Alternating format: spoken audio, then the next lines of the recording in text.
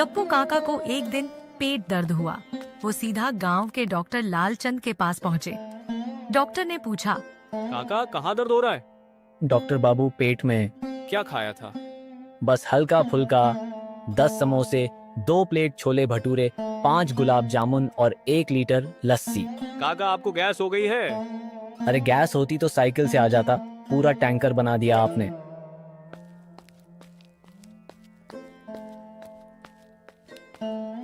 गांव के पंडित जी हर रविवार को प्रवचन देते थे, लेकिन गप्पू हर बार उनकी क्लास लगा देता था। पंडित जी, जो भगवान से डरता है उसे कोई नहीं हरा सकता।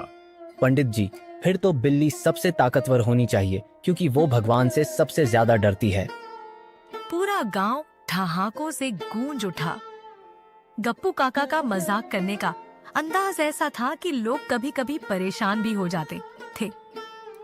एक दिन गांव में पुलिस आई और चौपाल पर चाय पीने बैठ गई। गप्पू काका भी वहीं बैठ गए और बोले, साहब चाय के साथ पकौड़े भी मंगवा लेते हैं। दरोगा जी हंस कर बोले, काका कौन पैसे देगा? पैसे की क्या चिंता, आप तो सरकार हैं, उधारी पर खा सकते हैं। दरोगा जी हंस कर बोले, और काका पकौड़े कौन लाएगा? अरे यह भी पूछने की बात है। गांव में कोई चोरी हुई हो तो हमें बताइए, वरना पकौड़े लाने का काम भी पुलिस ही करेगी। पुलिस वाले हंसते हंसते चाय गिरा बैठे और बोले, काका आपसे तो कोई मुकाबला ही नहीं। गांव के बंसी काका ने नई साइकिल खरीदी।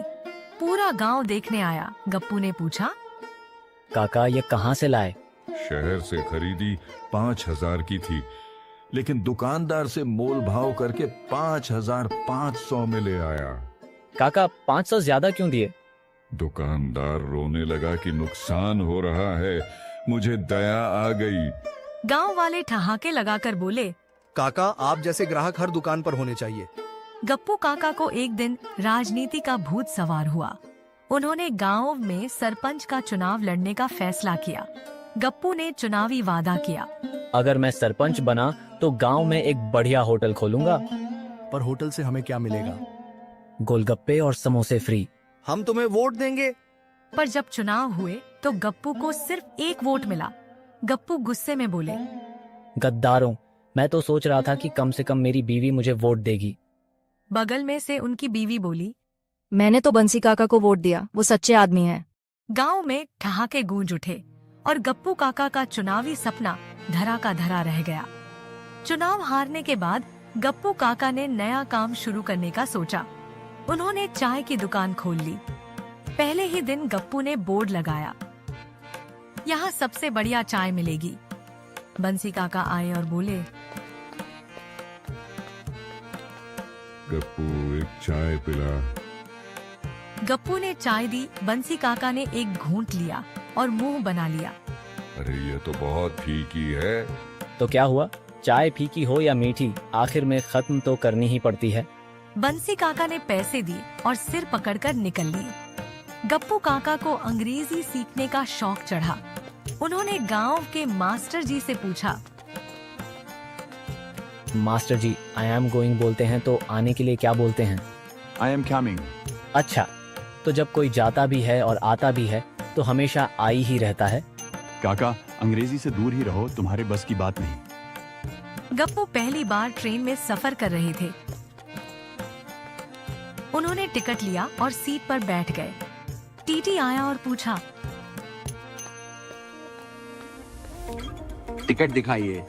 गप्पू ने जेब से टिकट निकाल कर दिया। काका ये टिकट तो पिछले हफ्ते का है।